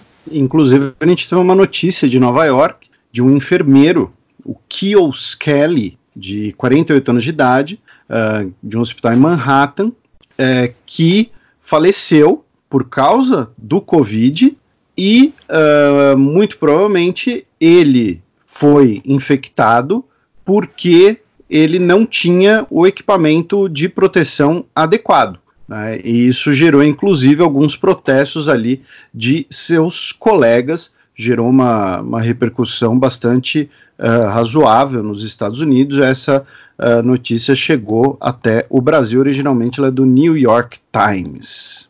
Não, e assim, por ordem de prioridades, equipamento de proteção para profissionais de saúde é fundamental, mas fundamental mesmo, para a proteção deles e de quem está sendo atendido. Porque para os profissionais de saúde porque a última coisa que você quer é quem está em mais demanda agora, doente em casa, A última coisa que você quer é que essas pessoas tenham um outro tipo de estresse que não seja cuidar de pacientes, e segurança própria é o estresse se ela não estiver sendo provida. A última coisa que você quer é não ter motorista de ambulância, não ter enfermeiro, não ter enfermeira, não ter médica, não ter médico numa hora dessas. Esse pessoal tem que estar muito protegido. A demanda por atendimento vai ser colossal, maior do que existe infraestrutura para atender e duradoura pelos próximos meses, então com certeza precisa de muito equipamento individual, e se esse equipamento começa a faltar, os médicos, as médicas, os profissionais começam a se expor mais do que deveriam, e já é provável eles contraírem o vírus, mesmo se protegendo. Se não se protegerem é muito pior. E para o bem dos pacientes, tudo que você quer é profissionais de saúde bem protegidos para vir te atender, porque se eles não estiverem protegidos, eles não têm nem a segurança de vir atender você. Então já estão tendo alguns relatos de pessoas que não estão sendo atendidas com Covid, porque os profissionais de saúde não têm proteção e não se sentem seguros de chegar perto. Esse é o último tipo de atrito e conflito que a gente quer numa hora dessa. No mínimo, todo mundo que está sacrificando a vida para atender as pessoas agora tinha que estar o mais protegido possível. Então, pelo menos para atender essa demanda, já se precisa de muito equipamento de proteção, mais do que existe disponível no mundo e mais do que o mundo dá conta de produzir nos próximos meses. Converter parte da produção para isso seria fundamental. Sem falar na proteção das pessoas que estão circulando, e ter pessoas com máscara, ter equipamento de proteção para todo mundo seria uma forma de conseguir sair da quarentena antes. Então, quanto mais eu penso sobre essa ideia, mais interessante ela fica, especialmente se a gente quer tratar bem quem está internado e sair da quarentena mais cedo. E falando em quarentena, né, o Trump desistiu de impor, né, uma quarentena ao estado de Nova York, porém, o Trump ontem, né, no domingo, dia 29, deu o pronunciamento, talvez o pronunciamento dele mais firme em relação ao coronavírus. Ele falou em até 200 mil mortes, palavras do Donald Trump, tá? Dentro do cenário atual. Dentro do cenário atual. E que se chegasse esse número, eles estariam feito o trabalho bem, justamente para alertar a população, né? Que existe esse risco de centenas de milhares de mortes, e caso as medidas cabíveis... Não é esse risco. Existe que esse é o cenário que eles caminham. O risco era de 2 milhões de mortes. Não, isso que eu ia falar aqui. Se não fizesse, se não tomasse essas medidas, podia chegar na casa dos milhões, né? Falando que se chegar a 200 mil é um resultado satisfatório. Eu acredito que ele jogou um pouco para cima esse número para chegar a 100 e poucos mil e falar que o trabalho foi bem feito e não foram 200, mas eles estão caminhando para um cenário de dezenas de milhares de mortos na casa das centenas aí. E aí o estado de Nova York, só para vocês terminarem, vocês depois concluírem, só para terminar a parte factual, o estado de Nova York também adiou as primárias democratas do estado entre o Joe Biden e o Bernie Sanders. Então, fique à vontade agora para fazer os seus comentários, terminando a parte factual. Vocês viram o pronunciamento do governador, do Andrew Cuomo, do governador de Nova York? Não. Para quem não viu, especialmente para líderes e pessoas que tomam decisões, recomendo que assistam. É a coisa mais sóbria e pavorosa que eu já vi. Ele dá os números, fala, olha, temos tantos casos, já estamos com não sei quantos caminhões frigorífico parado atrás dos necrotérios, aliás, atrás dos hospitais, já enchendo de corpos, como necrotérios temporários. Mal começou aqui o problema, e o Estado vai parar por isso. Não me perguntem qual é a saída econômica, porque isso é a última coisa que eu estou pensando nesse momento. Agora eu quero salvar vidas, e depois que a gente tiver o que a gente puder salvar de vidas salvas, a gente começa a pensar na economia, que não tem como o Estado funcionar por agora, e aí ele pega um respirador mecânico, que é tipo uma gaitazinha de folha, uma bolsinha de apertar, que é o primeiro respirador que se fez lá na década de 50 eu acho, que foi quando começaram a ter os casos de pólio que paravam a respiração das pessoas, que é a bolsa de ar de borracha que você tem que apertar ela para ela empurrar o ar para dentro do pulmão da pessoa. E uma bolsinha de ar dessa precisa de alguém 24 horas apertando ela, algumas vezes por minuto, para a pessoa respirar. Então um respirador mecânico desse demanda por dia 3, 4 pessoas alternando o que elas estão apertando ali, para quem está nesse respirador continuar vivo. Ele comprou 3.000 respiradores desse, e ele falou assim, olha, não tem mais ventilador automático, tudo que tinha a gente comprou e trouxe para cá, mas não vai ser suficiente, e para cada respiradorzinho mecânico desse aqui, eu vou ter que parar 4 ou 5 pessoas para ficar ao redor de quem está vivendo à base disso, apertando aqui para aquela pessoa continuar viva. Esse é o grau de demanda de pessoas que o surto colocou aqui na gente. É uma saída inconcebível, mas é a única saída que a gente tem para aumentar o número de pessoas que a gente está tentando manter viva. E eu vou fazer o possível aqui. Esse é o grau de desespero que eles estão por lá. Num país que tinha condições de ser o primeiro a saber que o vírus estava circulando dentro da China e fora da China. É bem complicado. E, Átila, já se sabe quantos casos estão confirmados no estado de Nova York? No estado de Nova York, e assim, esse número é um número que vale a pena olhar, porque eles foram o estado que mais testou pessoas, mas já acabaram os testes e eles falaram, agora já não adianta mais. Foram pelo menos 60 mil pessoas com a Covid, o que já é mais do que praticamente qualquer outro país, tirando Itália, Espanha e China. E é provável que os outros estados americanos tenham um número de casos parecidos, mas que não testaram. Justamente, estamos falando dos casos testados, né? E o que isso representaria cerca de metade somente no estado de Nova York, que também é um dos mais populosos. E o Trump também recuou, né? E estendeu o isolamento, desistindo de reabrir o país durante a Páscoa, que era uma data que ele estava projetando. Isso, as medidas de distanciamento vão até dia 30 de abril agora. Isso coloca o número de países com líderes que não querem parar nada por conta da Covid em provavelmente 2 ou 3 líderes mundiais. O do Brasil e quem mais? Bielorrússia. Ah, sim. Já estava esquecendo da vodka e da sauna. E descendo ao sul do Rio Grande, né, a gente chega até a Argentina, no qual o Alberto Fernandes anunciou o prolongamento da quarentena obrigatória até o dia 12 de abril, né, que venceria em 30 de março. Eu acho que aqui se aplica a mesma coisa que eu falei para o pessoal de empresas que começaram a fechar nos Estados Unidos em fevereiro, porque as empresas com mais recursos e mais inteligência já estavam fazendo isso desde fevereiro, fechando e mandando as pessoas para casa. Só para mostrar desde quando essa informação já é sabida. Começa sempre com, vão ser 14 dias e esses 14 dias nunca terminam. Então é bem provável que qualquer país que está dando essa data para começo ou meio de abril vai ainda estender isso para maio, vai estender isso para junho, mas não falam isso desde agora para as pessoas não ficarem desesperadas com os filhos em casa. Isso, e cabe salientar, né, que no começo das notícias circularem em relação ao Covid-19, o governo argentino ele demorou a tomar as ações, né, e só para ilustrar novamente o caso do futebol, aqui nos países da América do Sul, o campeonato argentino foi o último a ser suspenso, e inclusive o próprio Alberto Fernandes veio a público dizer que os jogos poderiam continuar acontecendo sem público para ser uma forma de distração para as pessoas em casa, mas claro, isso já foi abandonada essa ideia.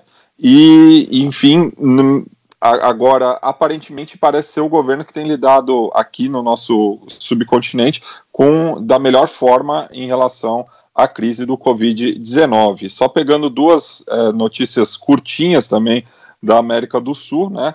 Na última sexta-feira, o Paraguai anunciou o primeiro morto pelo Covid-19, no caso, o neurocirurgião Hugo Dias Pérez, e no mesmo dia, o vice-ministro da Saúde, em entrevista à Rádio Universo 970 AM, confirmou que o país conta com apenas 20 respiradores no país, sendo que 12 estão num hospital e outros 8 em outro. E em Guayaquil, no Equador, estão construindo uma fossa comum num cemitério local para os falecidos pelo coronavírus. Só para dar uma noção do tamanho do que se espera vir pela frente, né?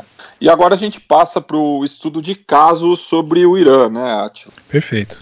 Para pegar uma notícia recente, né, o Irã o governo iraniano, né, anunciou no dia 25, ou seja, quarta-feira passada, né, de que as viagens dentro do país também estariam restritas, né? Não é apenas agora ali uma questão de fechar fronteira, aeroporto, mas também viagens internas, porque algumas pessoas ignoraram os pedidos, né, do governo e viajaram, né, para um feriado que teve no último dia 20 de março, né, o Nowruz, que é uma data persa, digamos assim, e por conta disso, então as viagens internas foram completamente proibidas, né?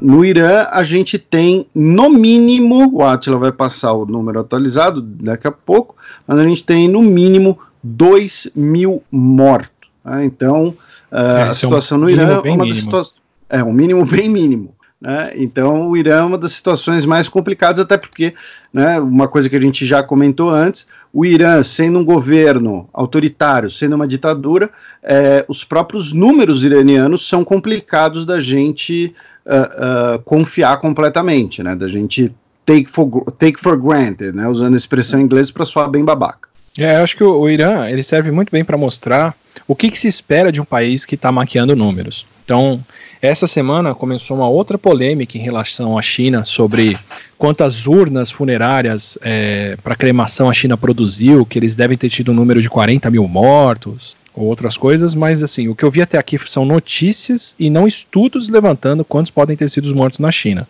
Eu vou usar o Irã de exemplo para mostrar como seria possível estimar os números da China e ver se eles realmente são muito discordantes da realidade. Mas, e sempre, né, ter o grãozinho de sal, a pitada de sal de ceticismo, porque quem tem dado muita notícia sobre o número de mortes na China e outras coisas é Taiwan, que me parece ter um certo conflito de interesse no que reporta sobre lá. Mas o que aconteceu no Irã? O Irã começou a ter casos dentro do mesmo período que a Coreia do Sul e que a Itália. O Irã foi o primeiro país do Oriente Médio a registrar casos, foi ali no meio de fevereiro, lá pelo dia 20 ou algo assim, dia 17, e inicialmente o número de casos do Irã cresceu muito, cresceu bem rápido, como estavam crescendo os outros países, mas de repente o Irã entrou numa outra reta que os casos diminuíram.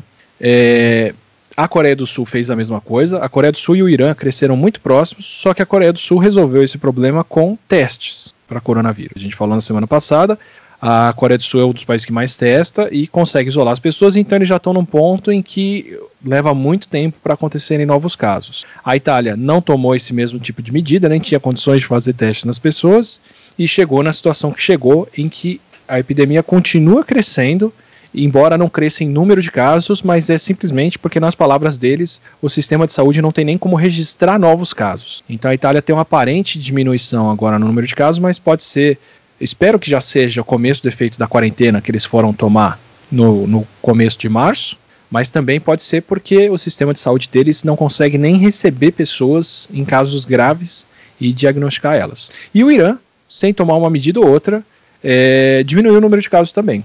Eles entraram numa outra subida, e numa subida que é muito linear, assim, ela bate muito com o número certinho de casos sendo reportado todo dia. Para fazer uma contenção como a da Coreia, eles dependeriam de fazer diagnóstico. Como a gente já falou em episódios anteriores, eles não têm nem condições de fazer muitos raios-x, o que é o diagnóstico mais básico que tem, tomografia, que é o diagnóstico mais básico que tem, muito menos o diagnóstico molecular. Tem saído artigos e artigos de cientistas pedindo para os Estados Unidos levantarem a sanção econômica para deixar o Irã, no mínimo, ter reagente para fazer teste e tratar as pessoas com medicamento. Os Estados Unidos, por um tempo, piorou as restrições econômicas e agora parece que vai abrir em caráter humanitário e deixar o Irã receber os testes, mas dentro do país a progressão foi muito complicada, porque no começo tem aquela foto famosa do primeiro-ministro, não, do ministro da Saúde fazendo pronunciamento e passando pano na testa, e depois foram descobrir que ele estava com coronavírus, e quando políticos estão com coronavírus em TV, é sinal de que a coisa já está muito mais avançada do que ela aparenta, porque para a pessoa manifestar sintomas já são algumas semanas, pelo menos uma, então já teve alguns ciclos de contágio. eles pararam de reportar um aumento muito grande de casos e de mortes. Tiveram, quando foi? Então se estima que essas passeatas do começo de fevereiro já estavam fazendo o vírus circular mais, mas só dia 17 de março, mais de um mês depois, quando eles já estavam em mais de 1.000 mortes, que eles resolveram, quase em 1.000 mortes, eles resolveram decretar quarentena. Então assim, o número de casos aumentando. Dia 20 de fevereiro, quando eles estavam reconhecendo os primeiros casos, o ministro da Saúde pediu para limitar o número de pessoas peregrinando e indo para as mesquitas, e o número de pessoas indo para as mesquitas se manteve igual, e as pessoas, como protesto, começaram a frequentar os lugares e até fazer vídeo lambendo monumentos para mostrar que elas eram devotas e não tinham medo do coronavírus. Então, dentro da comunidade religiosa, o impulso foi o contrário, foi mostrar a devoção aumentando a chance de pegar o vírus e não tomando as medidas que diminuem a transmissão dele. Isso tem reportagens e vídeos para quem procurar. A circulação das pessoas continuou acontecendo, elas continuaram fazendo protesto, continuaram transitando. Então tudo indica que o número de casos lá deveria estar explodindo e não ser o número de casos reportado. E aí tem algumas estimativas que o pessoal fez para olhar de fora e falar o que está acontecendo.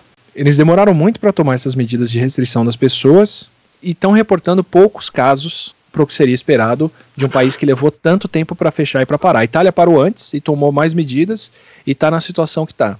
Então tem algumas coisas que permitem saber o que está acontecendo com o Irã. Por exemplo, tem uma estimativa feita com base no número de pessoas que saíram do Irã com o vírus. Então, quem viajou para lá e voltou com o vírus ou para o Paquistão, ou para o Cazaquistão, como é que é o nome dos países ao redor? Eu sou péssimo, gente, péssimo. O Irã faz fronteira com o Paquistão, com o Afeganistão, com o Azerbaijão, com o Iraque, e ali pelo Mar Cáspio, né, consegue chegar no Uzbequistão, na Rússia. Então, são as fronteiras mais... e atravessando o Golfo Pérsico, você tem a Arábia Saudita e os outros toda países a Península Arábica. Tá. Então, com base nesses cenários, nesses países todos que estavam recebendo pessoas com Covid, primeiro que esses países todos fecharam fronteiras com o Irã bem cedo, o que pode ter diminuído o número de casos neles. Mas também são países que é difícil de falar dos números com alguma segurança.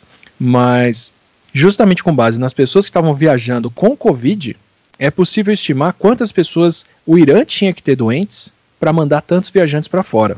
Então se estima que eles já tinham 20 mil casos por volta do dia 25 de fevereiro, o que é o número de casos que o Irã reconhece oficialmente praticamente um mês depois, no dia 20 de março. E isso a gente consegue estimar com base no número de pessoas viajando doentes para fora do Irã. Então é uma coisa que o Irã não tem como controlar, ele não tem como controlar quem chega doente em outros lugares, se ele não fecha as fronteiras e não fecha a viagem, e com base nesse número de pessoas chegando em outros lugares doentes, dá para saber quantas pessoas no Irã tinham vírus, ou pelo menos se estimar um número, e o número provável aí quando eles dão 18 mil casos é alguma coisa entre 7, 10 mil e 50 mil. De qualquer forma é muito mais do que os 60 casos oficiais, 100 casos oficiais que o país tinha reconhecido até então.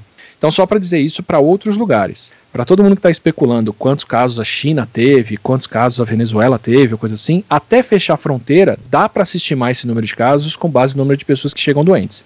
E até aqui eu não vi estudos mostrando que o número de casos da China era muito diferente do que eles estavam reportando. São as bases que eu sei dar para como que a gente sabe o que está acontecendo. Com o Irã, sim. Com o Irã tinha tanta gente viajando doente para fora de lá, que se estima que na época eles tinham já por volta de 15 a 20 mil casos. O que quer dizer que, por outras projeções agora de circulação, do tempo que o Irã entrou para entrar em quarentena, do número de oficiais políticos e por aí vai, que estão reconhecidamente com o vírus, pela distância entre os casos que estão acontecendo, então o número de cidades afetadas e por aí vai, a estimativa mais próxima agora é que o número de iranianos com coronavírus já esteja chegando aos 500 mil, agora no dia 20. E a projeção para o surto todo que eles vão passar é de que vai ser alguma coisa em torno de 1 a 3 milhões de iranianos com coronavírus, apesar deles terem adotado a quarentena, e o número de mortes que deve chegar entre 30 e 100 mil mortes. E cenários mais pessimistas jogam esse número de mortes para mais de 100 mil, para um país que é menos numeroso do que os Estados Unidos, né? E algumas outras coisas apontam que isso está acontecendo também, como por exemplo a vala coletiva que foi construída em Qom, que é tão grande que dá para ver por imagem de satélite, e é assim que o pessoal sabe que eles estão cavando isso, e algumas outras medidas desesperadas, como as mais de 300 pessoas que morreram na semana passada, semana do dia 20 e pouco, envenenadas por metanol, tomando metanol porque circulou a notícia falsa lá de que metanol seria um tratamento para Covid. E para ter mais de 300 pessoas morrendo envenenadas por metanol, é sinal de que são alguns milhares que tomaram isso e estão internados. Então o país está nesse tipo de situação desesperada agora. Esse é o tipo de coisa que a gente consegue olhar como indício para saber o que está acontecendo de fato. Quando você não fecha as congregações, quando você deixa as pessoas circulando, quando as pessoas continuam frequentando templos, shows, jogos ou grandes multidões, e é assim que a gente consegue olhar para um cenário fechado e opaco e tentar estimar algumas coisas do que estão acontecendo lá dentro. O Irã vai passar por um problema seríssimo, já está passando, e tem essas medidas ou esses sintomas externos de febre do país que a gente consegue inferir para saber o que de fato acontece lá. Nesse meio tempo a gente também teve o Irã revogando a permissão por uma missão dos Médicos Sem Fronteiras. A missão já estava no Irã, e o Irã aparentemente não deu nenhuma justificativa, dizendo que era uma intervenção desnecessária. Segundo os Médicos Sem Fronteiras, a missão especificamente para o Irã contava apenas com doações privadas, não contava com doações governamentais, justamente para tentar evitar algum entrevero desse tipo.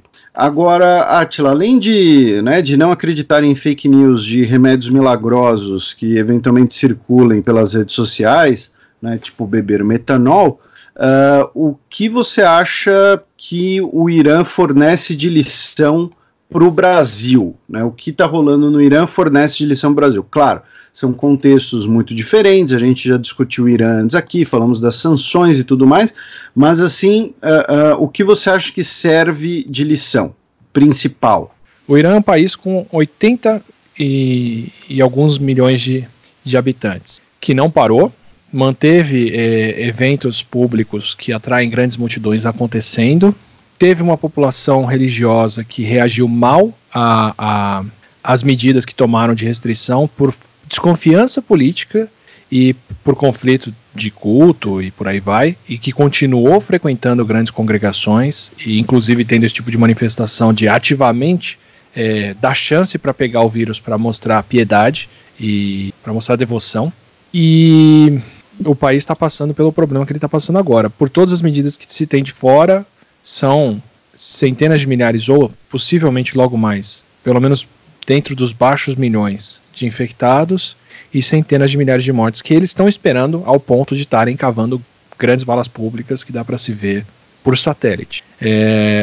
No mínimo, a lição que o Irã ensina é a necessidade de se ter figuras públicas que sejam acreditadas pela população, para a população respeitar as medidas que as autoridades estão tomando, a colaboração de quem comanda grandes multidões como líderes religiosos em se dispor a fechar as congregações e ajudar as pessoas a não se juntarem, porque isso não vai ser uma coisa que vai partir, que necessariamente vai partir espontaneamente de quem frequenta os centros, tem que partir de quem toma as decisões e convoca as pessoas para frequentarem esses centros, e vai mostrar a medida de ter que parar a circulação de pessoas e outras coisas. É um cenário que qualquer país poderia seguir se não tomasse medidas como eles não tomaram.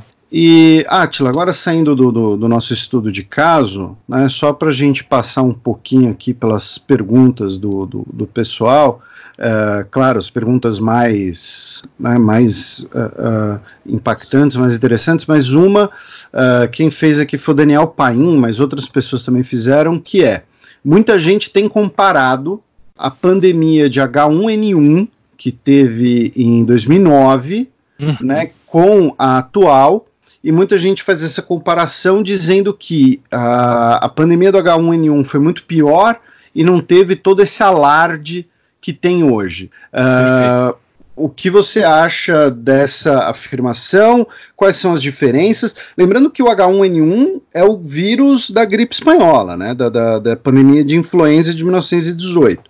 É o mesmo vírus. Então, assim, o que você acha disso? Quais as diferenças entre os vírus? Quais as diferenças do que a gente sabe desses vírus? Enfim, explica aí pra gente. E é relativo também regionalmente, né? Porque tenho muitos amigos que são argentinos ou moravam na Argentina, e lá teve também uma questão de bastante preocupação da saúde pública, de circulação de pessoas. Não chegou a ter quarentena ou isolamento, mas teve bastante apreensão. Perfeito. Primeiro, o H1N1 de 2009, ele era preocupante porque até hoje circula na humanidade um vírus parecido com o vírus que foi introduzido lá em 1918 com a gripe espanhola. E sabemos disso porque já desenterraram corpos de inuits que estavam em permafrost no Alasca, que é o solo permanentemente congelado, enterrados em 1918 e 19.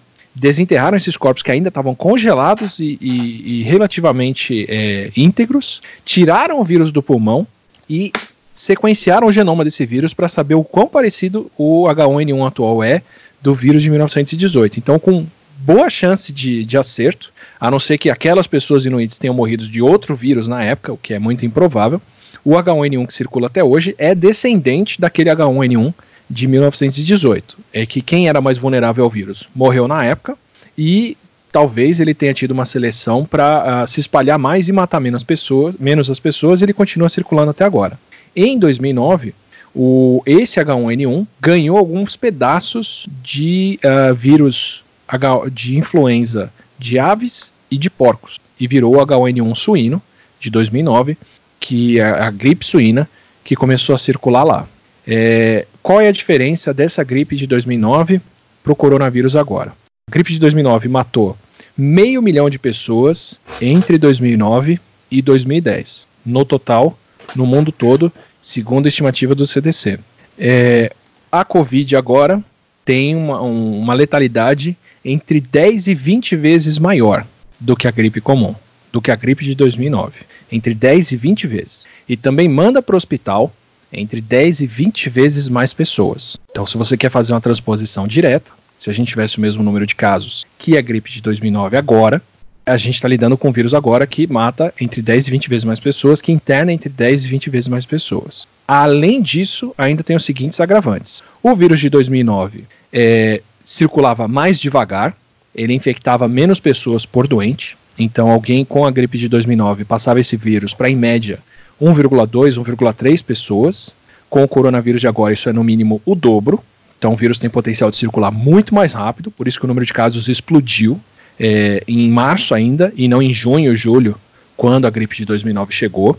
Idosos eram menos vulneráveis à gripe de 2009. Se imagina que por causa de alguma gripe que circulou na década de 60 ou 70, eles já estavam mais imunes contra a gripe de 2009, então a maioria das fatalidades de gripe acabou acontecendo, na verdade, entre os mais novos, que não é o grupo mais suscetível, não é porque a gripe normalmente mata quem é mais novo, ou não é porque aquela gripe matava quem é mais novo, mas porque mais novos pegaram mais o vírus, e a Covid agora mata mais idosos, então a gente teria tranquilamente um número maior de mortes, porque ninguém é imune ao coronavírus atual, ao contrário dos idosos que foram imunes ao vírus da gripe de 2009, e hospitais tinham remédio para a gripe. Existem medicamentos que barram o vírus da gripe e que não funcionam para distribuir para a população em geral, mas funcionam para tratar quem está internado numa UTI, precisando de cuidado urgente. Então, a gripe de 2009 naturalmente já matava menos,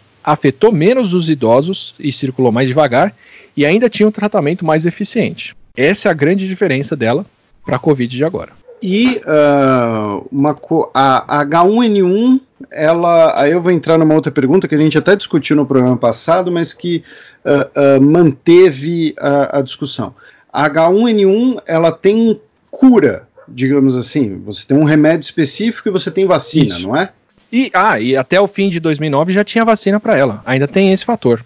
Então assim, imagina, a H1N1 levou 1 ano e meio para circular, para matar 500 mil de pessoas, com remédio, cura sem afetar idoso. Imagina você comprimir uma doença 20 vezes mais letal, 10 vezes mais letal, em 5 meses, sem cura, sem tratamento e afetando idosos. Isso é o que a gente está enfrentando agora, essa é a diferença. 500 mil de mortos em 1 ano e meio é uma coisa, 500 mil de mortos em 1 mês é outra. E aí, mesmo que fosse o mesmo valor.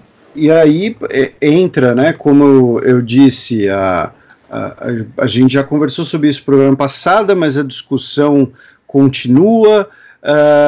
Como está a pesquisa para um tratamento e o que você tem a esclarecer para o pessoal sobre a hidroxicloroquina, né, que virou um assunto... Deixou de ser um assunto médico, virou um assunto passional para as pessoas. Né? Você explicou para a gente aquela questão do tratamento de compaixão, quando já não tem muito o que fazer.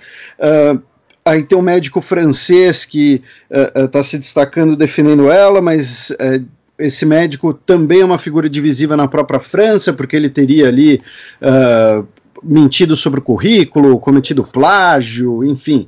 O que você tem a esclarecer para a gente, o que tem confirmado sobre a hidroxicloroquina para o coronavírus, lembrando que é um remédio para lúpus e malária. Certo. Então, assim, como cidadão, eu queria muito que a hidroxicloroquina fosse o tratamento que estão prometendo que ela é, que tira todo mundo do hospital do dia para a noite e que sai todo mundo curado.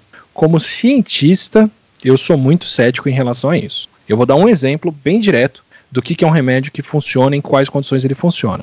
Descobriram que alguns medicamentos contra o HIV podem impedir o coronavírus de entrar nas células e podem retardar o espalhamento do coronavírus no pulmão. São 2 drogas que eram usadas para o HIV que foram testadas com pacientes com coronavírus. Como que elas foram testadas? Algumas pessoas receberam tratamento com ela, outras pessoas não, viram a progressão dessas pessoas. E a grande conclusão, publicada em um estudo científico com muitos autores, revisada por muitas pessoas, com um grande número de pacientes, foi que essa combinação, que são 2 remédios, um chama lopinavir e o outro eu não lembro o nome, pode diminuir os dias de internação de alguém em UTI, nos casos mais graves, em até 5 dias. O que pode parecer pouca coisa, mas é fenomenal já, porque libera leito de UTI mais cedo. A conclusão do estudo foi bem clara. Essa combinação, nessa concentração, nessas condições, não cura mais pessoas, mas diminui o tempo de recuperação necessário para os casos mais graves. Portanto, deve ser usada nessas condições para esse perfil de pacientes internados. Isso é uma publicação responsável, mostrando como que o medicamento funciona, um tratamento para a Covid agora, que foi desenvolvido. Na cloroquina e na hidroxicloroquina, os testes que foram publicados até agora não teve controle, não deram o tratamento para um grupo e deixaram de dar para outro, não foi um número grande de pacientes até aqui, não deixaram claras quais as condições, muito menos qual é o tipo de melhora. Aumenta a chance de recuperação, aumenta a chance de cura, diminui o tempo de internação. Até aqui, eu não vi publicações que comparem os dados dessa forma. Pode ser que elas estejam saindo, pode ser que elas vão sair ali na frente, mas até aqui não se tem esse tipo de estudo. Sem ter esse tipo de estudo, eu não considero isso como um tratamento. Pode ser que seja, podem publicar esses resultados mais na frente, mas até aqui, sem esse tipo de resultado, eu acho imprudente usar isso como tratamento já. Eu acho muito prudente seguir testando e vendo o que acontece com todo mundo. Mas a gente já tem um caso, por exemplo, na Bahia registrado, de uma pessoa que estava com Covid, teve falência renal por causa da hidroxicloroquina e morreu. Então, assim, não é uma coisa que se dá sem esperar consequências. É complicado tomar hidroxicloroquina, por isso mesmo que a gente pede para as pessoas não comprarem, não levarem para casa, porque isso é uma coisa que você tem que tomar controladamente, com receita, dentro do ambiente hospitalar. E eu acho muito estranho a gente ainda não ter estudos descrevendo os números dessa forma para estar considerando isso como tratamento. Então a Anvisa soltou uma portaria agora autorizando e recomendando o uso de hidroxicloroquina como medicamento, mas como eu disse, sem esse tipo de estudo para embasar. Espero que isso expire logo, espero que a gente descubra em pouquíssimo tempo que ela funciona muito bem e que vai mandar todo mundo para casa, porque precisamos desse tipo de saída, mas até aqui ela não é isso. Bem, então estamos encerrando essa terceira edição do Xadrez Verbal especial sobre o coronavírus.